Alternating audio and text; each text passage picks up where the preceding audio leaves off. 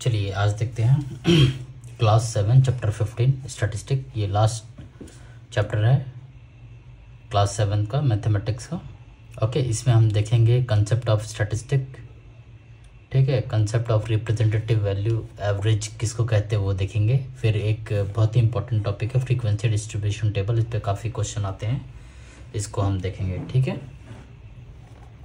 ठीक है, स्टैटिस्टिक पहले समझ लो आप स्टैटिस्टिक किसको कहते हैं। स्टैटिस्टिक बेसिकली जो भी हमारे नंबर्स हैं, ठीक है, कलेक्शंस है, डेटा है, जो भी एक आप ये बोल सकते हैं कि किसी भी चीज़ को प्रेजेंट करने के लिए कोई डेटा चाहिए, एनालिसिस चाहिए कि क्लास में कितने लोग हैं, या फिर अगर एक शॉपकीपर है तो उसने कितने का मटेरियल लाया है, कितना सेल किया है, ठीक है। ये सभी चीज़ों को एक प्रेजेंट करने के लिए या उसका डेटा एनालिसिस करने के लिए स्टैटिस्टिक हम बोलते हैं। स्टैटिस्टिक को अगर आपको डिफाइन करना है स्टैटिस्टिक को, तो हम ये बोल सकते हैं उसको statistic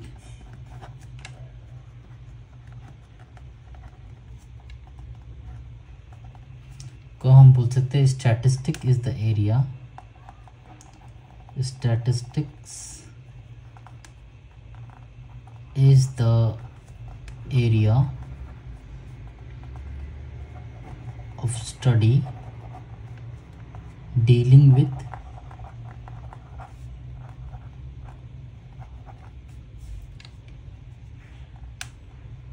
the collection or presentation, analysis of data,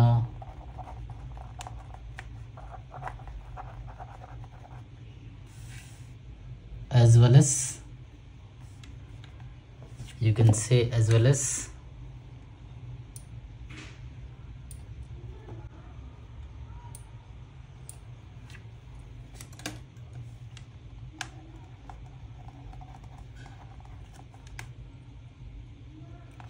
drawings of meaningful conclusions from the data, ठीक है। एग्ज़ाम में ऐसा डेफिनेशन तो शायद नहीं पूछेगा, लेकिन एक समझने के लिए आप समझ लीजिए कि इसको एक ऐसा स्टडी इसको हम बोल सकते हैं जो कि डील करता है collections, presentation, analysis of data के हिसाब से, वो सब प्रेजेंट करने के हिसाब से हम इसको बोल सकते हैं, ठीक है। meaningful conclusion. Statistic is the area of study dealing with the collection, presentation, analysis of data as well as the drawing of meaningful conclusion from the data, ठीक है। इसको हम बोल सकते हैं। स्टैटिस्टिक वर्ड जो आया था वो एक लैटिन वर्ड है जो बुक में भी दिया हुआ है, ठीक है। Statistic is the area dealing with the collection, presentation, analysis of data as well as the drawing of meaningful conclusion from the data, ठीक है। ठीक है, बुक के कुछ एग्जांपल्स देखते हैं। बुक के एग्जांपल्स में क्या दिया हुआ है। सीधे एवरेज से स्टार्ट किया हुआ है, टॉपिक नंबर 2 से। टॉपिक नंबर 2 देखते हैं। एवरेज, एवरेज किसको बोलते हैं हम? एवरेज हम बोल सकते हैं। ओके, सेकेंड जो टर्म है एवरेज, एवरेज हम बोल सकते हैं। एवरेज को आप समझ सकते हैं, एवरेज को आप लिख सकते हैं द सम ऑफ, एवरेज को लिख सकते हैं sum of value, sum of the values of all the observation,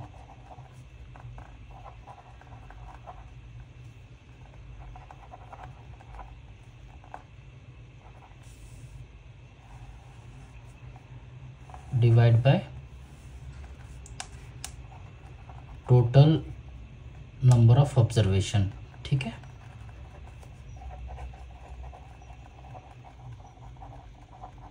total number of observation. इसमें कुछ बुक में एग्जांपल दिए हुए हैं, उसको देखते हैं हम।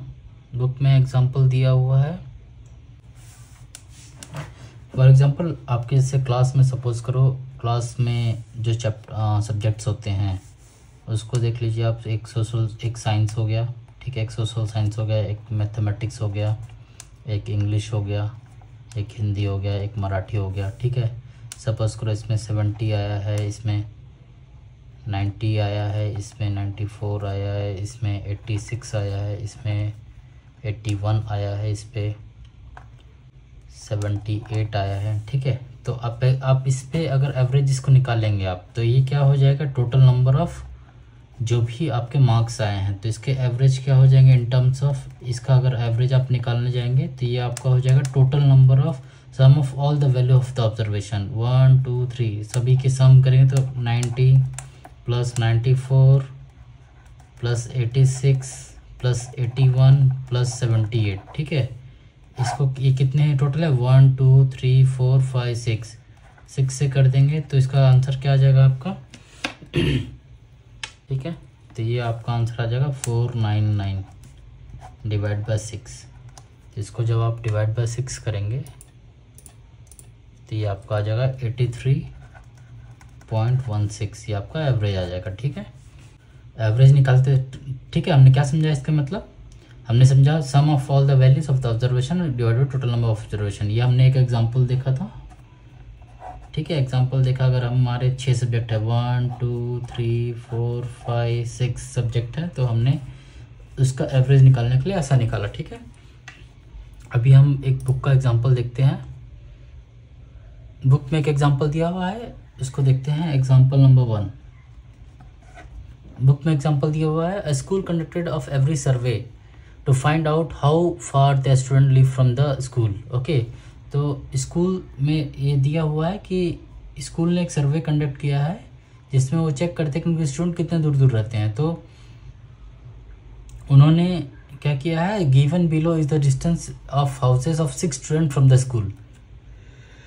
6 स्टूडेंट का उन्होंने निकाला, 6 स्टूडेंट का, तो 6 स्टूडेंट्स का उन्होंने निकाला है कि कितना डिस्टेंस है। तो क्या क्या है 6 स्टूडेंट के है, पहला है 950 मीटर, दूसरा है 800 मीटर, तीसरा 700 मीटर है, देन आपका 1.5 किलोमीटर है, देन 1 किलोमीटर है, ठीक है, देन 750 मीटर है, ठीक है। तो इसका अगर एवरेज निकालना है तो कैसे निकाल सकते हैं हम, इसको हम लिख सकते हैं 1.5 किलोमीटर को 1500 मीटर, ठीक है, और 1 किलोमीटर का 1000 मीटर, ठीक है। इसको अगर हमको निकालना है तो हम क्या हो जाएगा, हमारा एवरेज का वैल्यू क्या होता है, एवरेज कैसा निकालना होता है, sum of all observation, sum of values of all observation, ठीक है। तो यहाँ पे ऑब्जर्वेशन के बदले क्या दिया है, डिस्टेंस दिया हुआ है, तो क्या हो जाएगा आपका, अब एक मिनट पहले यहाँ पे हम लिख लेते हैं इसको पूरा, अपन total number of students, total number of students, ठीक है। तो यहाँ पे बेसिकली क्या निकालना है हमको, sum of values of all observation का मीनिंग क्या है यहाँ पे, sum of the distance between,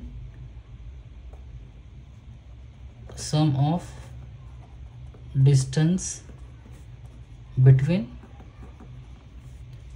home and school for 6 student, correct, divide by क्या हो जाएगा आपका, divide by total number of students, total numbers of student, ठीक है, टोटल नंबर ऑफ स्टूडेंट्स। तो आपका एवरेज क्या हो जाएगा, ये टोटल क्या हो जाएगा, 900 plus 800 plus 700 plus 1500 plus 1000 plus 750, ठीक है, डिवाइड पे कितने नंबर है, 1 2 3 4 5 6 हो जाएगा। तो इसका टोटल क्या आएगा, इसका टोटल आप निकालेंगे तो ये आएगा 5700 डिवाइड बाय 6। इसको आप जब निकालेंगे तो जब डिवाइड करेंगे तो क्या होगा, ये 6 9 सा 54, 3 0 6 ज़ा सॉरी 9 6 5 ज़ा 30 देन 0। तो आपका ये आंसर आएगा 950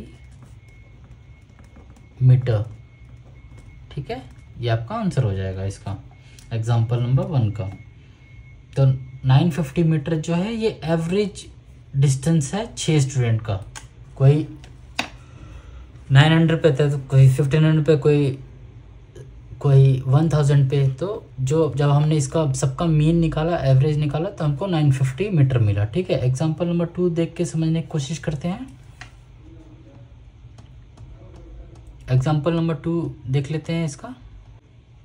ओके, एक दिया हुआ है example, Rutuja practising skipping with a rope all 7 days of a week. The number of times she jumped the rope in 1 minute every day is okay. यहाँ पे बोला है कि नंबर ऑफ टाइम्स कितने टाइम्स जंप करती है वो।